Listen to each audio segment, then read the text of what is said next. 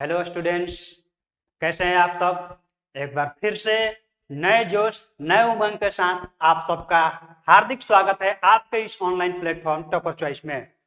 तो आज का यह क्लास आप सबके लिए बहुत ही इंपॉर्टेंट होने वाला है, क्योंकि जो पिछला क्लास था हमने हिंदी पाठ दूसरा जो पढ़ा था विष के दांत जो हम लोगों ने कहानी पढ़ा था, उसका आज हम ऑब्जेक्टिव कराने जा रहे हैं। क्या कराने जा रहे हैं? ऑब्जेक्टिव कराने जा रहे हैं। तो जाहिर सी बात है कि अपना जो एग्जाम है और एग्जाम में सबसे ज्यादा मोस्ट इंपॉर्टेंट रोल अगर किसी का होता है तो वह होता है ऑब्जेक्टिव का, क्योंकि यहीं से ही हमारा स्कोर बनता है, यहीं से ही हमारा स्कोर ऊपर की तरफ जाता है। अगर ऑब्जेक्टिव पे अगर हम फोकस नहीं करें तो हमारा स्कोर डाउन हो जाएगा। तो स्कोर बढ़ाने के लिए 95 लाने के लिए सबसे पहले क्या जरूरी है? ऑब्जेक्टिव। ऑब्जेक्टिव की सटीक तैयारी अगर हम लोग कर लेते हैं तो फिर एग्जाम में हम लोगों को 95 लाने से कोई नहीं रोक सकता, क्योंकि ऑब्जेक्टिव भी यहाँ पर हम करा रहे हैं, सब्जेक्टिव भी करा रहे हैं, और जितने भी छोटी छोटी बातें हैं यहाँ पर सब हम बता ही रहे हैं। अगर फिर भी आप लोगों को कोई दिक्कत आ रहा हो या समझ में नहीं आ रहा हो तो आप लोग कमेंट करके पूछ सकते हैं। हालांकि बहुत सारे लड़कों का कमेंट आ रहा था कि सर दूसरे चैप्टर का ऑब्जेक्टिव जल्दी लाइए। तो इतनी घबराने वाली क्या बात है? अभी तो एक ही दिन हुआ था, एक दो दिन गैप हुआ, तो इतनी घबराने वाली बात नहीं है। तो आइए आप सबके इंतजार को खत्म करते हुए आज हम लोग दूसरे पार्ट का ऑब्जेक्टिव देख लेते हैं।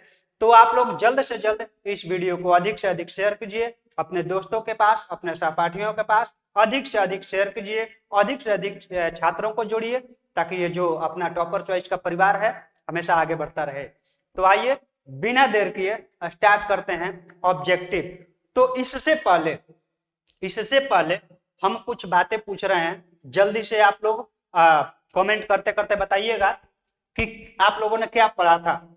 हम लोगों ने जो पढ़ा चैप्टर टू, नाम क्या था? दूसरे पाठ का नाम क्या था? विष के दांत। अब बताइए आप लोग बता सकते हैं कि विष के दांत जो है इसके लेखक कौन है? विष के दांत जो हमारा पाठ है इसके लेखक कौन है? क्या आप सबको पता है? जल्दी से कमेंट करके बताइए कौन थे? नलिन बिलोचन शर्मा। ठीक है, नलिन बिलोचन शर्मा जी थे। ठीक है ना। इनके जो जीवन और मृत्यु, जन्म कब हुआ था? 18 फरवरी 1916 को। 18 फरवरी 1916 को हुआ था। और मृत्यु कब हुई थी? बताइए जल्दी।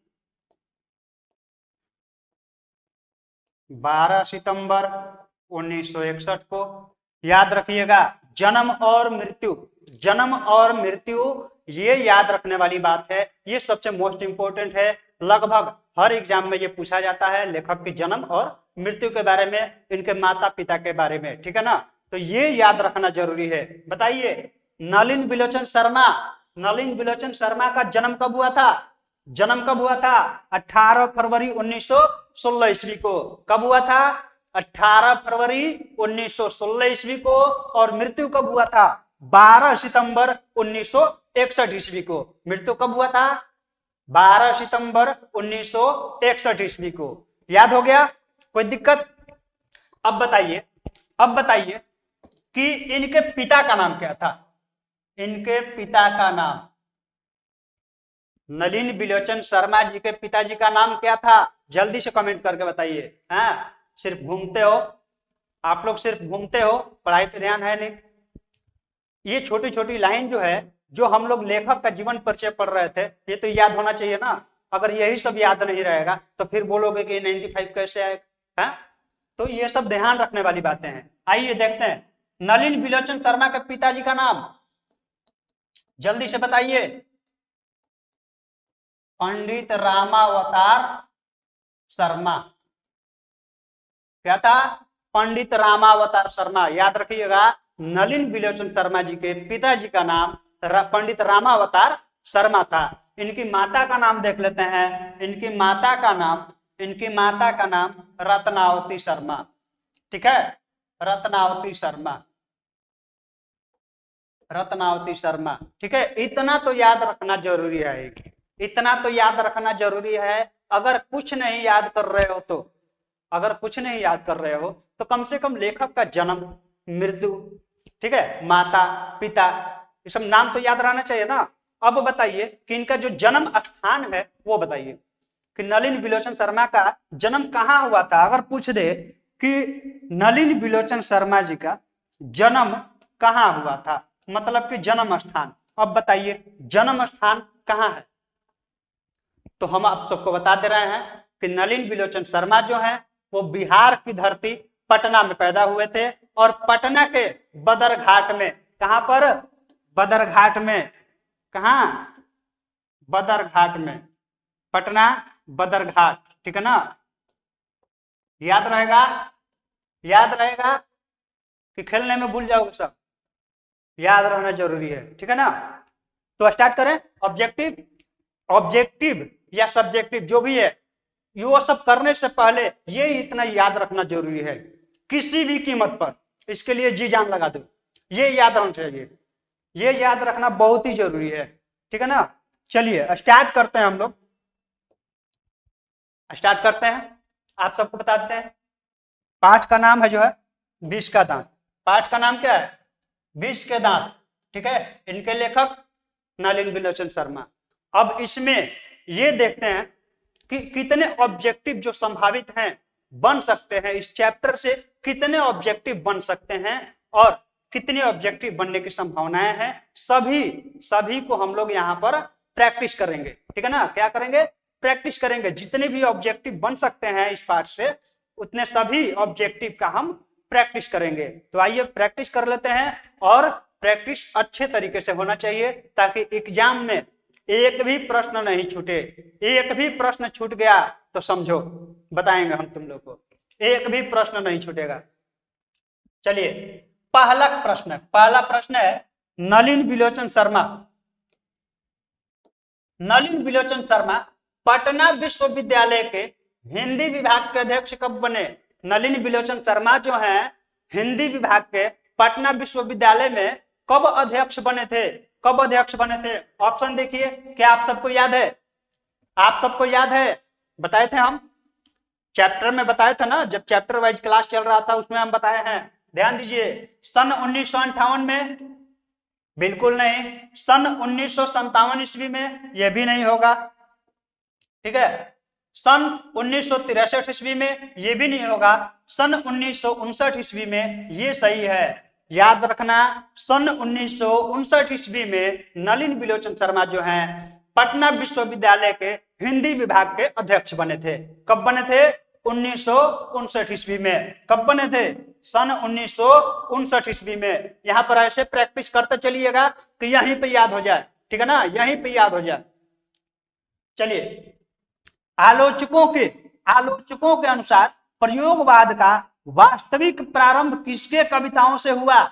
आलोचकों के अनुसार, जो आलोचनाएं जो करते हैं उनके अनुसार अगर देखा जाए तो प्रयोगवाद का वास्तविक प्रारंभ किसके कविताओं से हुआ। तो आप सब कह सकते हैं कि नलिन विलोचन शर्मा के कविता से। क्यों, क्योंकि जो नलिन विलोचन शर्मा थे, हमने पाठ में पढ़ाया था कि नलिन विलोचन शर्मा जो थे आधुनिक युग के आलोचक थे और आधुनिक युग के आलोचकों के समर्थक थे। ठीक है ना, चलिए आगे बढ़ते हैं। कोई दिक्कत, देखिए नलिन विलोचन शर्मा के कहानियों में किसके तत्व समग्रता से उभर कर आए। नलिन विलोचन शर्मा के कहानियों में किसके तत्व समग्रता से उभर कर आए। अगर आप लोग चैप्टर पूरा ध्यान से पढ़े होंगे तो फिर ये सब क्वेश्चन बनाने में कुछ नहीं है, ये सब एकदम दिमाग पे याद हो गया होगा, किसी प्रकार की कोई दिक्कत नहीं होनी चाहिए। इसीलिए हम बोलते हैं कि जब भी चैप्टर हम लोग तैयारी करें तो उसमें ऑब्जेक्टिव भी देखते चले। अगर वहीं पे ऑब्जेक्टिव हम लोग तैयार करते तो ये सब दिमाग में छप गया होता। तो गलती किसकी है? जाओगे सिर्फ क्रिकेट खेलोगे, इधर उधर घूमोगे, दिन भर लगे रहते हो फोन पे। चलो देखते हैं, नलिन विलोचन शर्मा के कहानियों में किसके तत्व समग्रता से उभर कर आए हैं? राजनीतिकता का? बिल्कुल नहीं होगा। मनोवैज्ञानिकता का? बिल्कुल। मनोवैज्ञानिकता का जो है समग्रता तत्व जो है उभर कर सामने आए थे, चैप्टर में हम लोगों ने पढ़ा है। आगे बढ़ते हैं, कोई दिक्कत है यहां तक? आगे बढ़े ना। चलिए, विष के दांत कहानी किस वर्ग के अंतर विरोधों को उजागर करती है? विष के दांत जो है कहानी, विष के दांत जो कहानी है वह किस वर्ग के अंतर विरोधों को उजागर करती है? तो हम कह सकते हैं कि यहाँ पर निम्न वर्ग नहीं होगा, क्योंकि निचला वर्ग को भी नहीं और उच्च वर्ग को भी नहीं। यहाँ पर किसके उजागर करते हैं? Middle class family. Middle class family, मध्यम वर्गीय वर्ग के जो हैं अंतर विरोधों को उजागर करते हैं।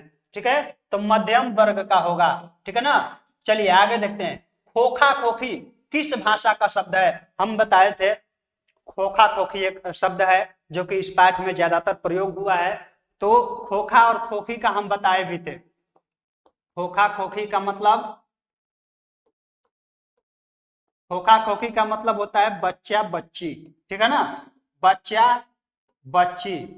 ये जो शब्द है इसका अर्थ है बच्चा और बच्ची। अगर खोखा शब्द का प्रयोग है तो बच्चा, और खोखी है तो बच्ची। ठीक है ना, तो खोखा खोखी का मतलब बच्चा बच्ची। अब बात ये रही कि ये जो भाषा है, ये जो भाषा है ये किस भाषा से लिया गया है? ये जो शब्द है किस भाषा से लिया गया है? तो याद रखना, ये जो शब्द है ये बांग्ला भाषा का है। किस भाषा का है? बांग्ला भाषा का है। ठीक है ना, बंगाल में ऐसा बोला जाता है। तो बांग्ला भाषा की ये शब्द है खोखा और खोखी। चलिए आगे बढ़े। सेन साहब की कितनी लड़कियां थी? सेन साहब की कितनी लड़कियां थी? सेन साहब की 5 लड़कियां थी। ठीक है, इसमें याद करने वाली क्या बात है? क्या बात है इसमें याद करने वाली? ये तो चैप्टर में आप लोगों ने पहले लाइन में पढ़ लिया था। ठीक है, तो सेन साहब की कितनी लड़कियां थी? 5 लड़कियां थी। आपका आंसर हो जाएंगे इस चीज। कोई दिक्कत? आगे बढ़ते हैं। सोफर शब्द का क्या अर्थ है? इसमें एक शब्द और आया है सोफर। इसमें बहुत सारे शब्द हैं जो मतलब कि हम लोग के समझने में थोड़ा दिक्कत आता है। ठीक है ना, जो बच्चे हैं आजकल के वो नहीं समझ पाते हैं। इसमें थोड़ा गुड़ शब्दों का प्रयोग किया गया है। तो वैसे शब्द अगर आपको नहीं समझ में आ रहे हैं तो आप लोग कमेंट कर दीजिएगा, हम बता देंगे। देखिए, सोफर शब्द का अर्थ होता है ड्राइवर। ठीक है, सोफर शब्द का अर्थ होता है ड्राइवर। ठीक है, तो आपका आंसर हो जाएगा डी। देखिए, ऐसे ही लड़के आगे चलकर गुंडे चोर डाकू बनते हैं। यह पंक्ति, ये जो लाइन है कहानी के किस पात्र ने कही है? जो कहानी के किस पात्र ने कहा ये लाइन कि ऐसे ही लड़के आगे चलकर गुंडे चोर डाकू बनते हैं? किसने कहा था? तो आप सब देखिए, सेन साहब की धर्मपत्नी ने कहा था? बिल्कुल नहीं। गिरधर ने कहा था? बिल्कुल नहीं। सेन साहब ने कहा था। किसने कहा था? सेन साहब ने कहा था कि ऐसे ही लड़के आगे चलकर गुंडे चोर डाकू बनते हैं। ठीक है, किसने कहा था? सेन साहब ने कहा था। कब कहा था?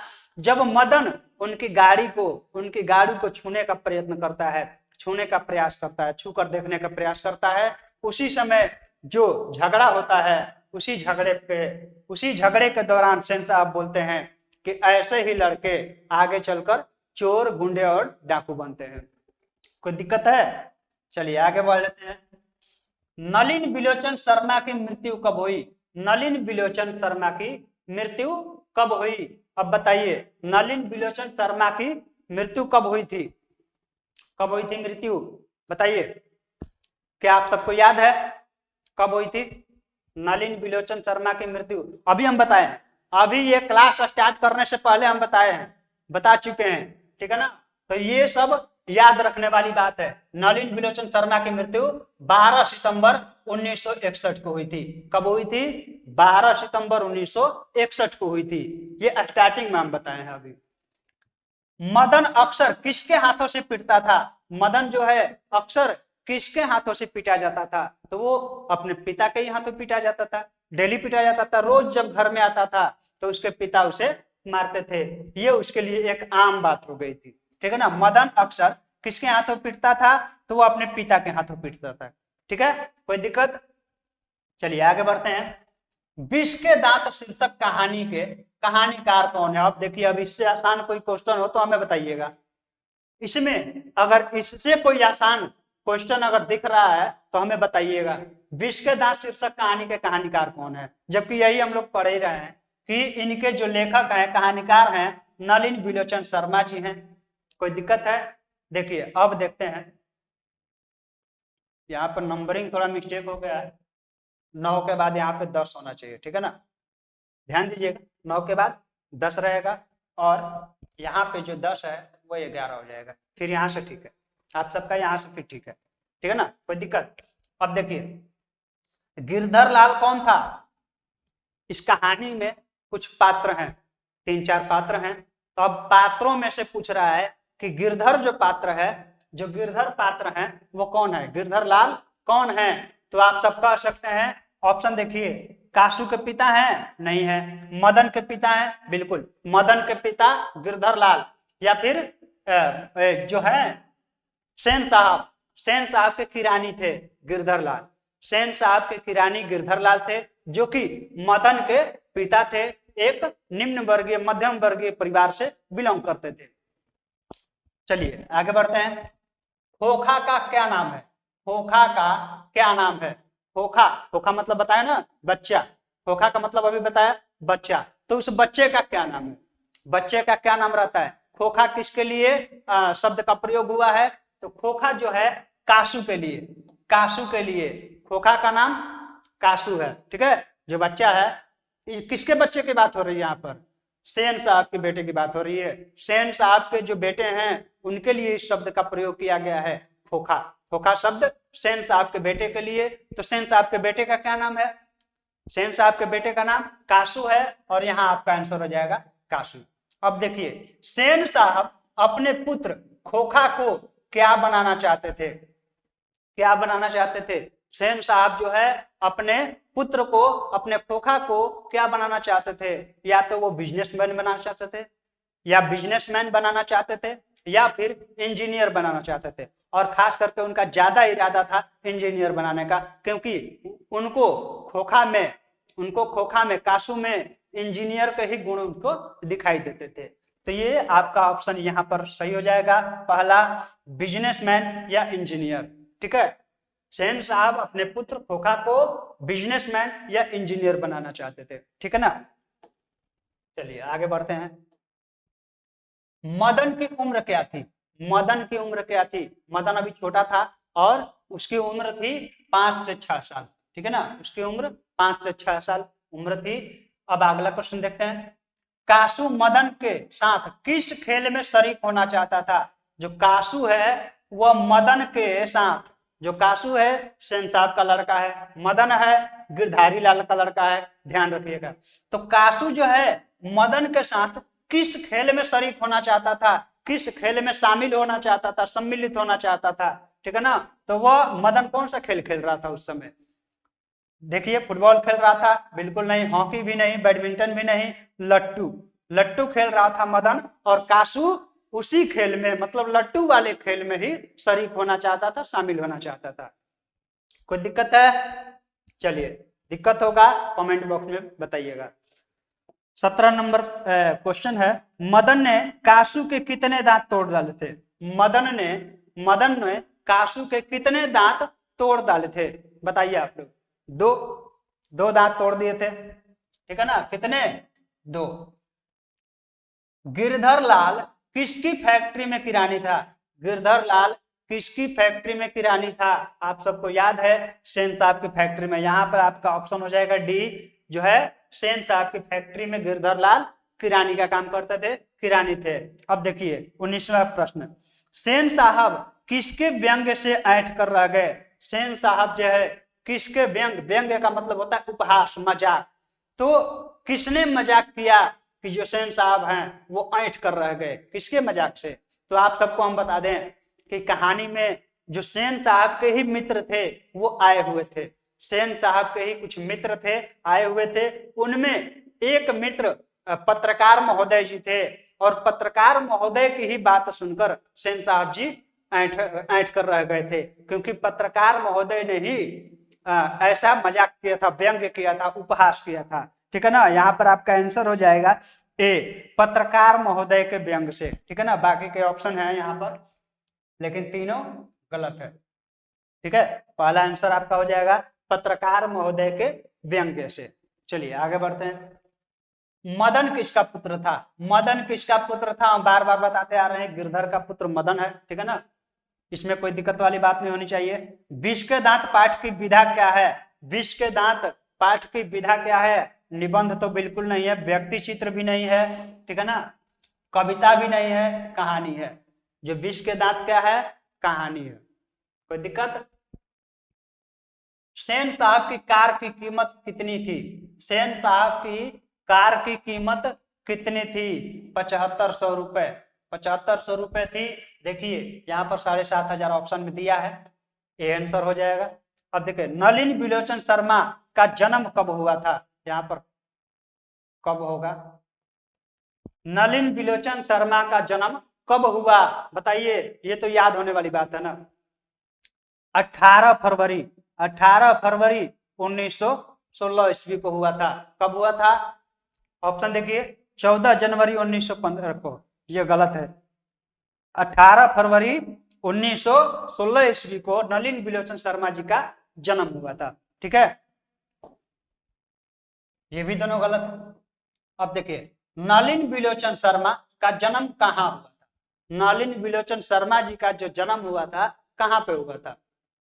तो हम आप सबको बताए हैं कि जो बिहार की पुण्य भूमि पटना, बिहार की पुण्य भूमि पटना में जो बदरघाट नामक एक जगह है, वहां पर नलिन विलोचन शर्मा जी का जन्म हुआ था। कहाँ पे? बदरघाट में। ऑप्शन देख लेते हैं। गांधी घाट पटना गलत, कृष्णा घाट पटना और रानी घाट पटना, ये देखिए बदरघाट, यही है बदरघाट, लेकिन थोड़ा लिखने में मिस्टेक हो गया। ठीक है ना, सी आपका आंसर होगा और यहाँ पर लिखा रहेगा बदरघाट, बदरघाट पटना। ठीक है ना, कोई दिक्कत? कोई दिक्कत? बदरघाट पटना में। याद रहेगा तो ऑप्शन में से देख के आप लोग मार सकते हैं, कम से कम याद तो होना चाहिए ना, तो याद रखना जरूरी है। बदरघाट पटना में। अब देखिए, आप सबको अगर याद रहता तो यहाँ पर ऑप्शन गलत भी लिखा हुआ है, लेकिन आपके दिमाग में तो सही है ना, एग्जाम में तो आप लोग सही देख के मार सकते हैं। यहाँ पर थोड़ा टाइपिंग मिस्टेक है। ठीक है, अगला प्रश्न देखते हैं। नलिन विलोचन शर्मा के पिता का नाम क्या था? नलिन विलोचन शर्मा जी के पिता का नाम क्या था? पंडित रामावतार शर्मा। ऑप्शन में देखिए, पंडित रामावतार शर्मा जो है पहले ऑप्शन में है, तो पहला ऑप्शन आप सबका सही हो जाएगा। चलिए आगे बढ़ते हैं। नलिन विलोचन शर्मा के माता जी का नाम क्या था? पंडित नलिन विलोचन शर्मा जी के माता जी का क्या नाम था? तो बताइए, पद्मावती शर्मा, कलावती शर्मा, रत्नावती शर्मा। ठीक है ना, इनके माता का नाम रत्नावती शर्मा है, ये तो आप सबको याद हो गया होगा, हम जानते हैं, ये आप सबको याद हो गया होगा। दृष्टिकोण किनकी रचना है? जब रचना पढ़ाए थे, जब पढ़ाए थे ये चैप्टर, तो कुछ रचना भी लिखवाए थे कि नलिन विलोचन शर्मा जी की कौन कौन सी रचना है, और उसी रचनाओं में दृष्टिकोण भी लिखा गया था। तो हम कह सकते हैं कि जो दृष्टिकोण है वो नलिन विलोचन शर्मा जी का लिखा हुआ है या इनकी रचना है। ठीक है, आगे बढ़े, कोई दिक्कत? चलिए 28 नंबर है कि लड़कियां क्या है? कठपुतलियां है। लड़कियां क्या है? कठपुतलियां है। किसे इस बात पर गर्व है? इसे इस बात पर किसे गर्व है? तो जाहिर सी बात है कि जो सेन साहब थे और उनकी धर्मपत्नी थी, उन्हीं को गर्व था इस बात पर, और वो क्या थे? उन लड़कियों के माता पिता थे। ठीक है ना, तो माता पिता को यहाँ पर आंसर सही हो जाएगा आप सबका, ये सभी गलत है। लड़कियां क्या है? कठपुतलियां है, इस बात पर माता पिता को गर्व। ठीक है ना, चलिए, मोटर कार को किससे खतरा हो सकता था? मोटर कार को किससे खतरा हो सकता था? ठीक है, किससे खतरा हो सकता था? तो मदन से, मदन से भी नहीं, खोखा से। खोखा से यहाँ पे ऑप्शन हो जाएगा, आंसर आपका हो जाएगा खोखा से। मोटर कार को किससे खतरा हो सकता था? तो खोखा से। चलिए आगे बढ़ते हैं। सेन साहब की आंखों का तारा, सेन साहब की आंखों का तारा है, कौन है? सेन साहब की आंखों का तारा कौन है? बताइए। सेन साहब की आंखों का तारा खोखा था, कासू था, क्योंकि 5 लड़कियों के बीच में वही एक लड़का पैदा हुआ था, जिसके कारण उसको अत्यधिक प्यार और दुलार मिल रहा था। लेकिन आगे चलकर वह परिणाम गलत साबित हुआ, कुछ गलत प्रभाव पड़े। चलिए अगला प्रश्न देखते हैं। खोखा के दांत किसने तोड़े? जो खोखा के दांत थे किसने तोड़े? मदन ने। बिल्कुल सही, पहला आंसर। अब देखिए, महल और झोपड़ी वालों की लड़ाई में अक्सर महल वाले ही जीतते हैं। महल और झोपड़ी वाले की लड़ाई में अक्सर महल वाले ही जीतते हैं, पर उसी हालत में जब दूसरे झोपड़ी वाले उनकी मदद अपने ही खिलाफ करते हैं। बिल्कुल सही बात है। महल वालों की और झोपड़ी वालों की जब भी लड़ाई होती है तो महल वाले ही अक्सर जीतते हैं। ज्यादातर ऐसा होता है कि महल वाले ही जीतते हैं, झोपड़ी वालों को दब जाना पड़ता है वहां पर। लेकिन कुछ अगल बगल जो झोपड़ी वाले हैं, जो अपने बिरादरी के लोग हैं, वो भी अगर झोपड़ी वाले हैं, वो क्या करते हैं? लालच में आकर विवशतावश वो महल वाले का सपोर्ट करते हैं। और खिलाफत किसकी करते हैं? झोपड़ी वाले की खिलाफत करते हैं। तो झोपड़ी वाले ही झोपड़ी वाले के खिलाफ हैं और महल वाले का सपोर्ट कर रहे हैं। यह किस पाठ की पंक्ति है? बताइए, यह जो लाइन है किस पाठ की है? किस पाठ से लिया गया है यह लाइन? तो आप सब कह सकते हैं कि विष के दांत से लिया गया है। ठीक है, किसी प्रकार की कोई दिक्कत? चलिए, सीमा, रजनी, आलो, शेफाली, आरती, पांचों किसकी बहनें थी? सीमा, रजनी, आलो, शेफाली, आरती, पांचों किसकी बहनें थी? तो आप सबको हम बता दें, ये जो पांचों थी सेन साहब की बेटी थी। ये पांचों बेटियां किसकी थी? सेन साहब की बेटियां थी। अगर सेन साहब की बेटियां थी तो फिर कासू की बहन हुई। कासू की, यहाँ पर कासू ऑप्शन में नहीं है लेकिन खोखा ऑप्शन में है, तो खोखा की, क्योंकि खोखा जो शब्द है कासू के लिए ही प्रयोग किया गया है। चलिए आगे बढ़ते हैं। मैं तो खोखा को इंजीनियर बनाने जा रहा हूं। मैं तो खोखा को इंजीनियर बनाने जा रहा हूं।